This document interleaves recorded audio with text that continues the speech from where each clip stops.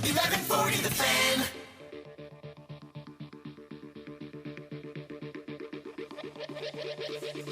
Talkin Money. And we're back. It's Talkin Money with Jeff Tarbell. Right. How you doing? Turn up the music.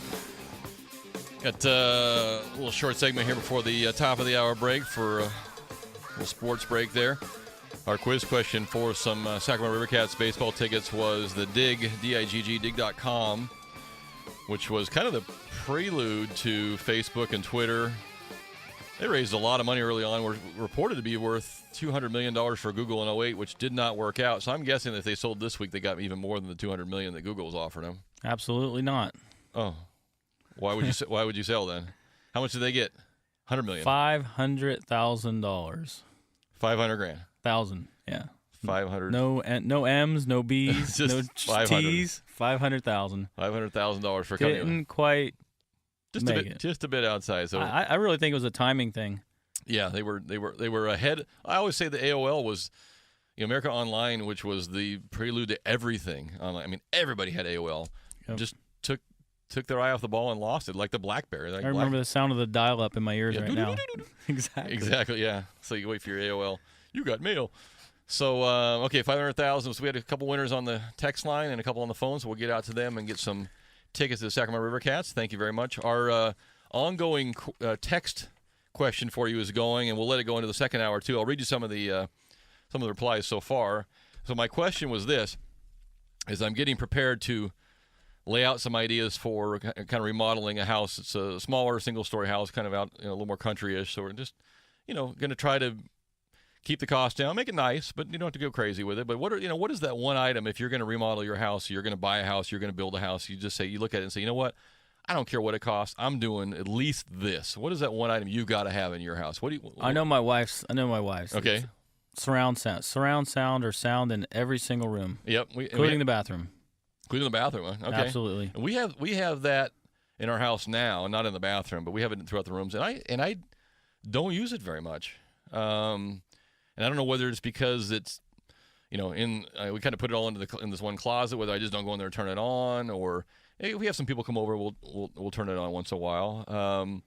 The things that I didn't use in our existing house a lot, we put in a brand new, like one of those not a hot tub, but a spa, those portable spas. We put it down, not attached to the pools, down low.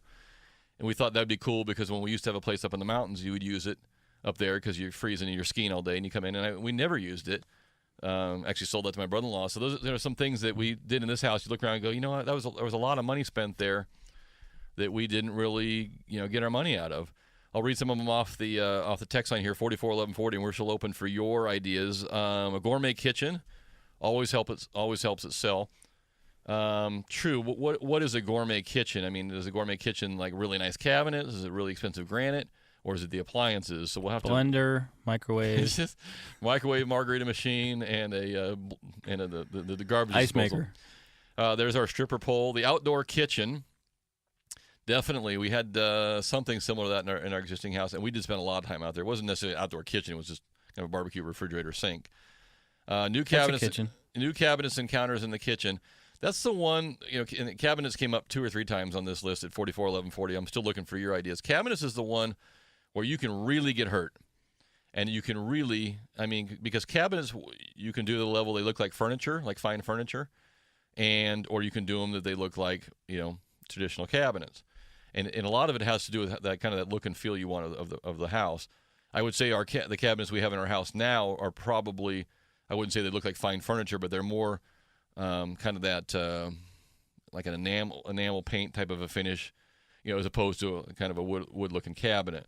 And when you mix it in the right spot, it looks fantastic. That's probably what helped sell. I always say if you're trying to sell your house to a female, the kitchen better be awesome, and if you're trying to sell your house to a male, you better have a big garage and something cool out in the backyard. I mean, they're looking for different things. They're looking for bigger closets, and they just both have different types of things they're looking for.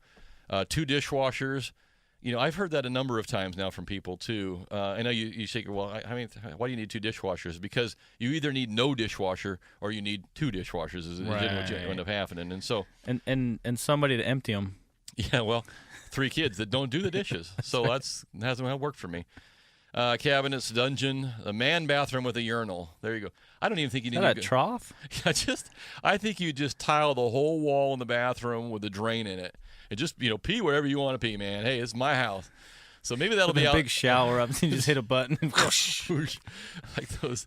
I would. What was it in Japan or something where you go into the public restroom, and when you're done, you hit the button, and the whole thing just kind of circulates. It's like a dishwasher urinal in one thing. It's just all one big massive septic field. Take a shower at the same time, or what?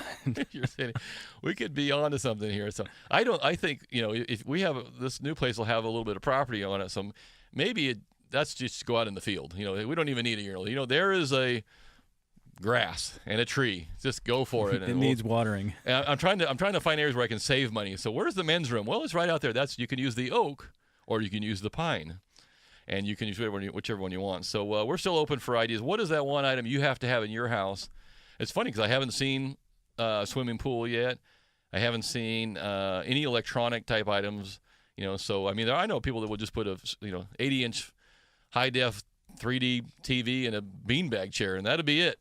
And the man urinal, of course, and they'll be set. So we'll take your ideas at 441140 as well. We got a couple minutes before the break. I'm going to finish up on things I learned this week because this is I know.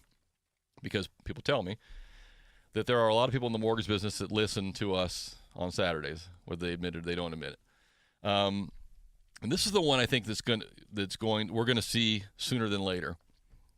One of the last things that the Consumer Finance Protection Bureau is doing, or maybe the main thing they're doing, is they're going around and they're auditing companies right now. They've already started with some big ones in town. And they're looking for a number of things. They're just looking for compliance and a number of different rules. And one of the things they're looking for is this rule under loan officer compensation. How do you pay the people that work for you? And there was a major law change a year and a half now on how we, as a loan originator, get paid for doing your loan. And no longer can we, if you come in and want to do an $800,000 loan, we can charge you $8,000. And if you come in and do an $80,000 loan, we can charge you $8,000, or we can charge you $50. There's no variance anymore. If you tell your employer, I want to be paid 1 point on every loan. So if it's an $80,000 loan, I make $800. If it's an $800,000 loan, I make $1,000. But I can't vary my compensation per loan to loan. But that has not been universally followed, and companies are using this as a recruiting tool by saying, you know what, hey, we'll pay you under the old rules. We'll figure out a way to get you some more money. And what is going to happen? And I know one company for a fact in this town that will be out of business in a year as soon as Consumer Finance Protection gets in their door. I know it. But what's going to happen is not only is the company going to be out of business, but you, as the originator, are going to be out of business too. Because when you violate a federal law, by definition, you violate the state law, and you lose your NMLS. And so, for those of you that are out there hunting for a deal, someone will pay you more or beyond the rules of the law, you're going to be out of business because they're going to find you, they're going to strip your NMLS license, and for the extra few pennies you made per deal, you're going to be out of work. And that is going to scare the hell out of some people. But it is coming. I assure you it's coming.